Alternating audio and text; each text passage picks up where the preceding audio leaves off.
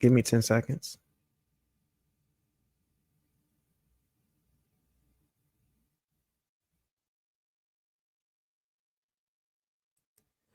Thanks for tuning in to another Life as Larry show or episode, whatever you want to call it. This one is Madam Vice President, the House guest we don't know, Kamala Harris. All right, so Scott Evans, he's from Access Hollywood. He was a host, Access Hollywood. He has a show called House Guests. He recently had former U.S. Vice President Kamala Harris as a guest, who he referred to as Madam Vice President. Now, let's be real. Nobody knows who Kamala Harris is. And even on a national level, sure, people know her name. She was VP, but knowing the name and knowing the person are two different things. And that's the bread and butter of a vote. And that's why Trump won. By that point, folks felt like they knew him for better or worse. The American voter at that moment wasn't who we thought they were. Harris's loss proves America isn't just going to vote for a woman just because she's a woman. Hillary already showed us the country is willing to is willing to back a woman for president. The difference between Kamala Harris and Hillary Clinton comes down to one thing: the popular vote. So it's not 107 days. Instead, it's Mariah Carey. I don't know her. We don't know her. On Scott Evans' house guest, Harris, she has her moments. She can be funny and relatable. But honestly, there are more cringe moments than times you feel at home with her. We got more word salad than substance. Most of the time, Scott Evans is carrying the conversation or filling in the blanks while Harris stumbles over herself. Now, that doesn't mean she can't be president, but it does raise real questions about her electability. Being black or just claiming it isn't enough for Black America anymore. I mean, take Gayle King. I mean, she's black when it's prime time, and somehow it's off the clock when it doesn't count. That's not identity, that's scheduling. Harris isn't famous for losing to Trump. She's remembered for saying, "We did it, Joe." But in doing that, Biden ended up turning her into a punchline more than a partner. We saw that during the Biden presidency. Now, I'm going to go chapter by chapter. VP's favorite chips. She gifted Scott a bag of Doritos for what he described as his chip drawer. The shot shows a preloaded drawer with 2 bags of Kettle brand crinkle cut potato chips. You gave me a bag of Doritos. Thank you. We are then shared the story about a woman owned business where Harris used to go buy candles.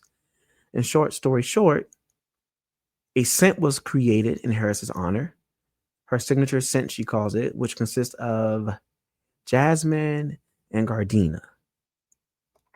I mean, she was very knowledgeable about the describing of scents and texture of scents. It gets into her favorite fries. When she sees what she described as gorgeous fries, she then tells Scott the story about jars of duck fat. But when she calls it exquisite. And she begins to discuss how she puts gravy on her fries. That's brown gravy, by the way. This is supposed to personalize her. This is establishing that she feels at home, that she's sharing more than what you already don't know about her. She then tells us how she made fries and a steak for Doug. And I quote, "He was in heaven." Harris then, with a mouthful of one fry, goes into a word salad from shoestrings to potato chips. Something's cute. and the rest of the sentence or lack thereof is inaudible. They explore her favorite pizza. Harris enjoys cheese pizza with anchovies, one of her favorites. That's what she said. Not fresh from the water, but from the tin can. That's what she said. Her favorite meal to cook? She loves to host and cook meals. Scott asks Harris, is there a meal that you love to make? And he says, outside of the gravy on the fries. She then proceeds to tell a story, so well put together, about roast chicken. That sounds more like when you're standing in the kitchen watching someone else cook, or either someone has told you the recipe many times. She speaks with her hands the entire time in detail. In fact, you start to pay more attention to her hands, just in case the recipe is lacking. For what it's worth, the recipe sounds delicious. Harris says there's joy in cooking. Scott says he adds Stouffer's mac and cheese to his homemade mac and cheese. And Harris asks, what kind of Stouffer's? You know there's different kinds. Now, there may be different sizes, but Stouffer's makes only one kind of mac and cheese that Black families would ever integrate into or enhance to substitute for making mac and cheese from scratch. Okay. We then go into VP and emojis. Harris self-identifies as a toddler on technology. Most toddlers I know are smarter than me with technology. That's how we know when our kids are smart. I'm saying that, not Harris. She compares herself to a toddler walking as well when it comes to Harris on technology. She now then says she's writing sentences in emojis. I cringed and thought back to when I'm scrolling and I see those posts and reels that say Black people understand anything. Wash chicken. Harris also said you don't need to wash your chicken. That bacteria will be killed when you cook it. So there's no need to splash bacteria all around your sink. Scott jokes, I'm not talking about with Dawn. It's about 9 minutes, 38 seconds in, and he's been playing in her face all along. Honestly, there's no let up. Harris says, it's a common misconception that you have to wash your chicken. Cook versus clean. When asked, the cook should never clean the dishes, Harris and Doug have it all sorted out. She cooks, he cleans. Scott says, and I bet he's good at cleaning too. At about 10 minutes, 39 seconds, Harris talks about her Uncle Freddie, who lived in Harlem. He had a small apartment and loved to cook. He cleaned everything. She said, so now he's a running joke in her family. You got a Uncle Freddie the kitchen. At 11 minutes, 24 seconds through, we get to see more of her personality. When Scott shares he is often not the cook in the kitchen, when he said he is also often not the cleaner in the kitchen. And he adds, because I'm not fast enough. Harris jokes, but seriously asks, are you on purpose slow? If you want to hear anything Kamala Harris has ever said that's even remotely close to a plan, it's at 12 minutes, 18 seconds. Quote, because the last thing you want is everybody hanging out in the kitchen and you got a sink full of dirty dishes. End quote. Now, I can see this as an SNL skit, honestly, right? Harris holding her glass of wine and she looks over at your sink. You don't even notice it. You're busy laughing and talking. And she begins to make that ugh face. Of course, Maya Rudolph would do the honors. She doesn't want to eat in a messy kitchen. Okay, that's why she doesn't clean her kitchen. I'm sorry, that's why she doesn't clean her chicken. I'm sorry, that's why she doesn't clean her kitchen. She cleans her kitchen. She Uncle Freddie's that thing. Dessert first.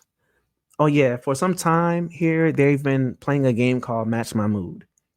The goal here is for Scott and Harris to agree more often so he doesn't have to add additional slices of anchovies to his slice of cheese pizza.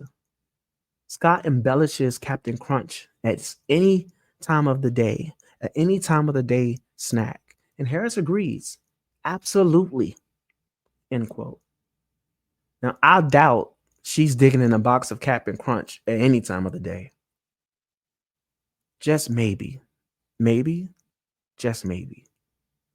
Cooking pizza for VP. At 15 minutes, we get another dose of Harris's personality. She can be petty. She can be funny. Then at 15 minutes, 50 seconds, Scott says, okay, now I'm going to pull this out.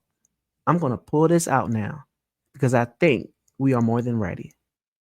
Harris follows with, wow, that was fast. And they both proceed with, ooh, oh yeah. Finally, at 16 minutes and 19 seconds, we finally hear book in 107 days. Woo! So Scott tries anchovy. Scott asks Harris, what do people call you these days? Harris says, you can call me Kamala. You can call me, I don't know. My team sometimes will say MVP. Scott jokes, Majesty? No, Your Grace? Harris replied, only my family. I asked them to, but they never do. There's that personality again. Then there's this play on equality. It's golden. In Harris's me and my sister Maya moment, she details a fair split. According to Harris, her mother would say, one of you gets to split and the other gets to choose. You have never seen a more fair split in your life, Harris says. Scott then says, equality. And Harris says, totally. Now, back to me, that's not very liberal now, is it? Pun. So finally, Scott tried the anchovy pizza. And just before he bites, he says, I never had fish on pizza. At this point, we're 19 minutes, 19 seconds in. Now, I digress. We're supposed to be getting to know Kamala Harris as a house guest. Now, overall, the experience of watching the Scott Evans house guest episode with Kamala Harris was long and draining, but it was kind of nice to see her. The president called. So in the book, she talks about the first day she got the call that Joe Biden was not going to be running for re-election. Apparently, Harris was eating cheese pizza with anchovy. Anchovies are salty, you know. Now, I remember hearing about how VP Harris was on the phone that same day calling delegates. I remember hearing that on the news. We now know it was to let delegates know she intended to win, and she welcomed anyone else who wanted to jump in. Now, this is on a Sunday. It's been a very long day. So to clarify, in fact, she ordered cheese pizza with anchovy. Not when she got the call, not while on the call, but her first night as a candidate for POTUS, President of the United States. Preparing for the race. At 23 minutes, 40 seconds, Harris starts describing Doug, who she has to say my husband every time. She says he likes now anchovies on pizza, but he likes like sausage and pepperoni. And it sounds like she goes on to say, and all that shit. Kamala Harris has been a district attorney 2 terms, attorney general for 2 terms. She was a United States senator and vice president. She noted all through an election process. Harris said she understood the stakes, not the ones for Doug. And there was complete clarity on that. Oh, yeah, we're talking about preparing for the race. All that Doug, my husband, like all that shit on his pizza might get you lost in this vacuum. Meanwhile, he has much more of his slice gone, and she is sitting with a full slice. This might be her second. All that I love pizza talk, it has to be. Owning her narrative. Scott highlights that Harris's book is not a tell-all, but in essence a journal. Harris was in a get the job done state of mind for 107 days. Scott does more of the talking, about 98.5%, explaining the book, why Harris wrote it and what it is. She is simply agreeing most of the time. Harris finally ironically says that as an historic VP running a historic campaign for president, quote, I was not about to let history have other people tell my story, end quote. At about 27 minutes and 41 seconds, Thing, from the Addams family, appears on her neck. Mental and physical wellness. Harris speaks on exercising every morning, despite how much sleep she's had. And she name drops her pastor, Pastor Brown, who marched with King, who she called for prayer for her team. Now, every time I hear a person say they prayed for the White House, they have lost. All jokes aside, she prayed for support. Kamala and Doug. At 30 minutes, 22 seconds, Scott says Doug. And you know it. At 30 minutes and 40 seconds, Harris says, my husband. Harris does talk about how she's protective and how all the attacks come in over 107 days, assuming she's talking about the campaign attacks and not the book attacks. It put a strain on her marriage. But he has a way of de-escalating, she said. We will not turn on each other, said Doug, according to Harris. What her mom taught her. Kamala says that when she was little, when most mothers would cuddle you and, oh, baby, come here, I'll take care of it, Harris's mom would go, well, what did you do? She eventually realized that her mom was teaching her, you have agency. And what can you do about it? Essentially, it's not about making it that things happen to you. Now, I can relate to this because my mother has always told me things happen for you, not to you, said Larry. But Harris says, in dealing with unfairness and injustices, you have to try and figure out, what can I do about this? She makes sure she highlights that most other times when she's talking about injustice and unfairness, it is not of your creation, but allowing the moments not to disempower you.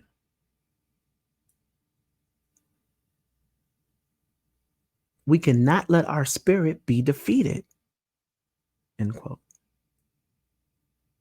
She also said, we cannot let the darkness that we are seeing, the unfairness, the injustice, the corruption, cause us to freeze.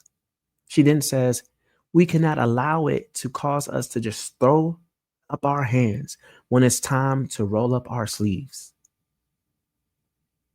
Sounds like I'm quoting Dr. Seuss. And Scott eats that up as if Harris has made some grand statement. Toughest day of her life. Scott and Harris begin to discuss January 6th, the day Harris had to oversee the certification of the election results. Harris says it was a day of reflection. Scott Evans, quoting from 107 Days, called it the hardest thing she ever had to do. And Harris agreed. I would have rather she stated that herself, said Larry. Here's my problem with Harris. Scott asked her, what was it about the day? And from 36:13 to 36:40, a whole 27 seconds, she's just looping vice president, president, vice president. Like, ma'am, we know your job description. You preside over the Senate, you certify the election. That's not breaking news. 27 seconds in an interview is forever. If I stopped talking for 27 seconds straight, the show is over. And instead of giving us the whew, this day was wild moment, we got the remix of her title. That's not reflection, that's filler. She does, however, tie it back to 4 years earlier on January 6, 2020. She was a U.S. Senator from California and Vice President elect, she reminds us. And now here she is as Vice President. Harris recalls how during the DNC, at the DNC, there was an active bomb just feet away from her outside the building. Fast forward to 2025, and she says it's non-negotiable for her to stand there and give the certification process the dignity it deserved. Harris points out that real leadership is about the peaceful transfer of power and acknowledging the results of an election. Now, let me just say this. We've got Democrats out here claiming Trump stole the election. True or not, isn't that a contradiction? Said Larry. Now, Harris says her duty was to certify without obstruction. Pioneer out. That's her code name. Now that she's picked that one for herself, she is, in a way, really a pioneer. How? Well, she became the first woman, the first Black woman, and the first South Asian woman to ever serve as Vice President of the United States. She mentions being Black, but never South Asian as a house guest. Agree with her or not, that alone puts her in the history books as someone who just broke ground at the highest level of American politics. Now, here's the thing. Voters questioned whether she was Black enough. And that's the contradiction. White America will vote for a Black woman, but they won't vote for someone they don't fully see as a Black woman.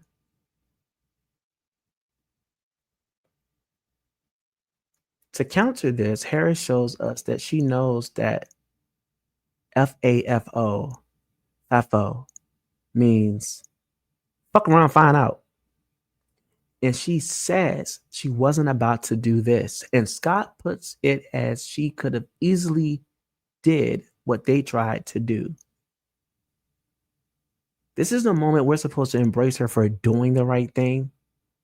The very thing she says she was obligated to do that day. But let's be real. It's the same thing former VP Mike Pence did on January 6, 2020. Harris says she wasn't going to go beneath what she believes everyone should stand for. And she hopes the contrast was clear. But literally, like I just said, Pence certified Biden and Harris's win.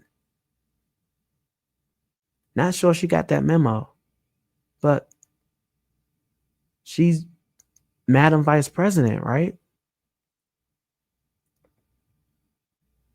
Harris says it wasn't about turning the other cheek, and she agrees with Scott when he says it's about doing your job, doing what you agreed to do. She adds, and showing what a real American leader does. But I'm not sure what contrast she's trying to make here because, again, Pence certified the 2020 election too. And that was on a day of absolute carnage at the Capitol. Memorable moment from campaign. Harris says one of the most memorable moments from her campaign was at her rallies. Thousands of people showing up, someone asking for a picture, someone else wanting her to hug their child. And at 41:09, 41 minutes, 9 seconds, that is, she tells this story. Someone from the back would hand the baby over through the crowd, pass the baby up, and then pass the baby back. And she adds, the parent trusted the person next to them. End quote. Now I get it, but let's be clear. This isn't exactly unique. Strangers passing babies or even lifting folks through a crowd is common at concerts, protests, you name it. If they had to, people at Woodstock 99 would have tossed a baby forward the same way they tossed bodies towards the medics. Quote, there was something so magical in many ways about that. She called it communal responsibility and community. She says, right now, people feel alone, and that her rallies were the opposite of that. Telling people about the book. Scott asks Harris if she shared the book with anyone before it was published. And she admits there were a couple people she had to address. He rephrases it, asking was she nervous about sharing her perspective on situations that involved other people. Harris stresses, the book is not a tell-all, but it is honest. So cheers to that, right? Because she really wants folks to go and read 107 Days for themselves. And she doesn't mince words about it in this appearance either. But let's be honest. That's one thing she's been consistent with, right? Giving interviews without much substance. The reason why might be because she says writing the book was cathartic. Holding all that in her head was a lot to hold. See, naturally, she wants people to read it. And honestly, I get it. She says she's never hidden anything, but in the book, she's more candid, sharing more than she ever has. Kamala and Doug on election night. On election night, she and Doug never actually talked about what happened, the loss. Instead, she points to her visit to Howard University, conceding, and her duties as vice president overlapping with the California wildfires. When Scott asks how long it took before she and Doug finally discussed the election results, she admits months, end quote. Sounds like Doug was in witness protection. Harris says she learned the news that the fires were approaching her home in California. Grieving the loss, Scott asks Harris in retrospect how she's managed to keep it together, pushing through not only as vice president, but also as a spouse, a parent, a woman, a Black woman. And that's the version of herself she's presenting in this interview, a Black woman. A Black woman who lost when she should have won. Notice what's missing, the dual identity, Black and South Asian, because to the Democrats, being Black is the true currency. I digress. Anyway, she answers, I try not to let things happen to me. I choose not to live life that way, end quote. Now, I've got to say, that's a philosophy I live by too, said Larry. Harris says she's grieved her election loss, liking it to how she felt when her mother passed. Now, I can relate to election loss, but not on the level Harris explained. I can't imagine what it feels like to lose the presidency, but I can imagine what it feels like to lose. So I do have compassion for her in that sense, but sympathy, that's harder because most voters never really got to know her as VP. I've been a candidate myself, and I'll never forget during early voting in 2018, a supporter of Team 13, a black woman looked me dead in the eye and said, as loud as she possibly could, I didn't vote for you because I don't know you. I played it cool, but inside I wanted to snap back. And the people you do know aren't doing anything for you. That's what I wanted to say back. At the time, I was running for the Maryland General Assembly as a Democrat. And while I can acknowledge the stakes are much higher when it comes to electing a president, woman or man, that moment taught me something about how voters really think, how black voters really think. Now, for Trump to win in 2024, he had to pull in even more votes across every demographic than he did back in 2016. In 2020, Biden's victory was really fueled by protests against then President Trump, which left Harris stepping into the presidency on the fumes of what some call a ghosted vice presidency. Had she won? Digest that, my people. Harris says she grieved not just the loss of her campaign, but for the country itself more so. But let's remember, Hillary actually won the popular vote. And if there was ever a loss worth of grief, that was it.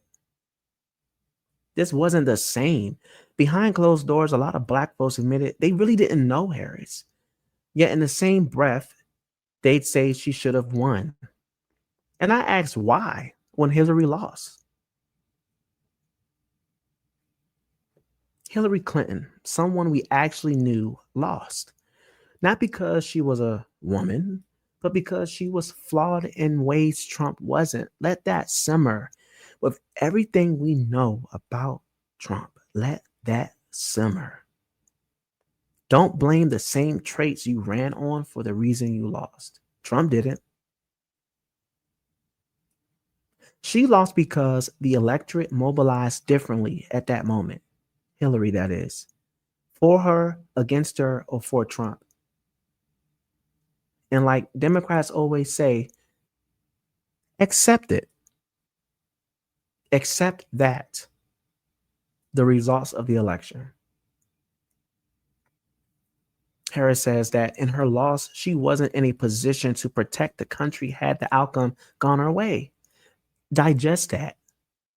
And think back. She ran in 2020, then 107 days in 2024. And still, we never got to know her. Not even as vice president, let alone a presidential candidate. Her time as vice president was greater, longer than 107 days as a presidential candidate in 2024.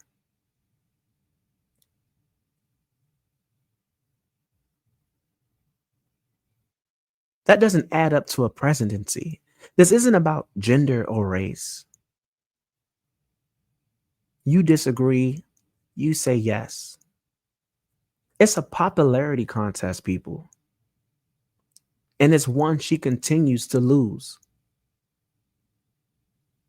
Remember, she quotes her mother saying, "What did you do?" But she never takes accountability for grabbing a baton she shouldn't have taken when she did. I honestly believe the Democrats set Kamala Harris up. And while folks are embracing Biden, let's be real, he threw Harris under the bus. You want to talk about busing? He threw her under the bus. He was too prideful to sit out re-election. He should have done it early on. But he didn't want his record tainted by a loss to Trump. So Biden, who was already losing his way, wink, basically said, "You won't Hillary me, but you can Hillary Harris."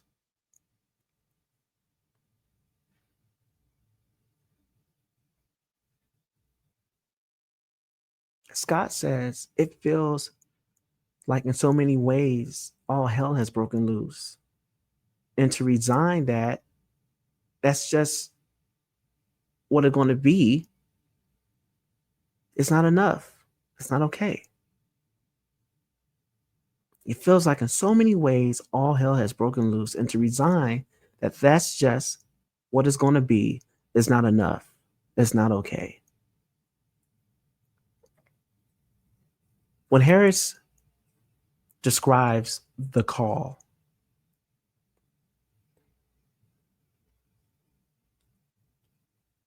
she never says that she took a moment to think about it. I'm not impressed by that. The debate. At 52:23, we get a rewind to Wanda Sykes.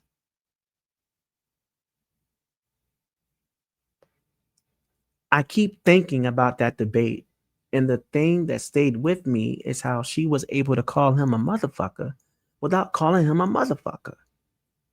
That was genius. End quote.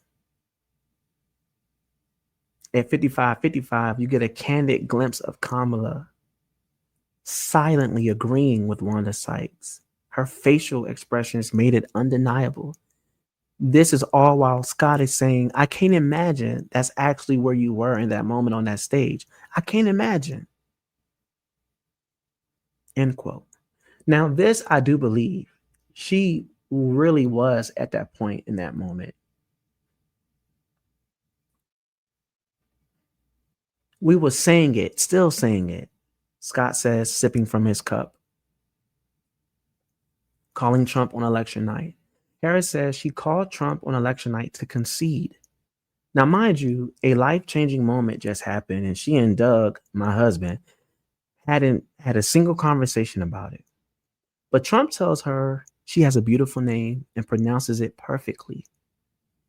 Scott compares it to a Dr. Jekyll, Mr. Hyde moment. Harris says from the start of her campaign, she hit the ground running with, I know his type. And at 54 minutes, 22 seconds, we actually got to see more of Kamala Harris, the person. She's authentic. One of the rare moments in the entire interview. Go and see for yourself. She's not polished, not careful. She's voicing real emotion and testimony, even citing Maya Angelou. And it's fitting. Attacks from within the community. Scott brings up how parts of the Black community pushed back on Harris. And let's be real, we didn't know her. Remember, we didn't know Obama either, but we got to know him. Back in 2008, Obama was the first presidential candidate I could vote for. And during the primary, Hillary Clinton was the first candidate I ever cast a ballot for. I turned 18 in 2007. There are videos on YouTube of me downtown the day before the inauguration and again on inauguration day. So don't play with my name.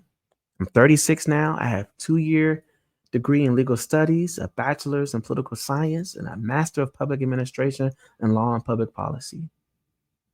So I can tell you, Harris wasn't it at the time, and she should not have taken the baton. Because here we are, September 27th, 2025, at the time of this show, and we still don't know her. Think about that. You don't know me, but she was vice president. Digest that. Stop this car. Stop acting like she should have won. And I'm not saying this in support of Trump. I'm saying it because just like that Black woman shouted at me, I don't know you. Multiply that. Yes, Black people voted for Harris, but not enough. So don't get mad that some of us thought the way we always think when we don't know somebody. For some, it felt safer to stick with Trump and not vote at all or not vote at all than to ride with someone they couldn't trust in the driver's seat. Black, South Asian, you name it, whatever. Some of y'all talking your big one ain't even get out and vote. However, Kamala Harris says, I believe that God will judge us based on who we are and what we do, not on what other people say about us. Okay, that makes sense. But it's also the kind of typical reply you'd expect. Granted, she's been herself, being herself, and not the overly rehearsed politician she often comes off as. This is one of those moments where she actually sounded natural sitting there off up at Scott Evans' house as a guest. Scott says, I'm glad to know you.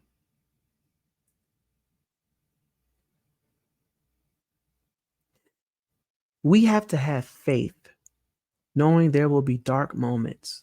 And this is a period of darkness, but we also carry light inside of us. And we need to see that light in each other and strive toward it. In summary, Harris. Now, what I noticed was they're careful not to really dive into what the community said about her and continues to say about her. Probably because there's more truth than skepticism. We don't know her. Why she wrote 107 days. Harris says she hopes that by the time readers finish her book, they'll walk away with a sense of hope about the future. So this isn't really about getting to know her. The book, that is. And sure enough, at 57:49, she snaps right back into political mode, up on the soapbox, talking about how she's clear-eyed and believes in the future, Gen Z specifically. She goes full mountaintop on us about how Gen Z is grabbing the reins. And as a millennial, I feel assaulted because we're not done yet. Gen Z taking the reins? Shoot, millennials are still out here paying for the horse. She says, this is our country. We are clear-eyed about the problems, but we love our country. As long as we can hold on to our democracy, we can. But our democracy, in large part, is a function of the power being with the people. So the people cannot give up their power. And when she says this, the grit, the fire, it's real. It feels real. This is her big one right here. And she comes across as worthy, sound, and capable of being president of the United States. But it doesn't last long. There are flashes of this energy throughout the 107 days in real time, but not enough to sustain it. Maybe, just maybe, she had to lose in order to win later. And as many times as she said clear-eyed, she took me back to when I was a little boy and I woke up the next morning to a bunch of news clips of Al Gore saying lockbox. Scott says, if you're able to accomplish everything you did in 107 days with your back against the wall, imagine what you could do with many more days. Now that's really selling her up the river. Because at the end of the day, the joke was on her, and Biden got the last laugh with all that's left of him. And honestly, I'm not sure what was actually accomplished other than raising piles of money in protest of Trump and exposing a fractured Democratic Party. Back in 2008, when I ran as a Democrat, I said it plainly. Our party is broken. I said it then, and now the chickens have come home to roost. But there aren't any eggs, just a mess, said myself. Hope for the future. Finally, the last few minutes of the interview start to sound like a 2028 campaign ad. And again, it misses the mark.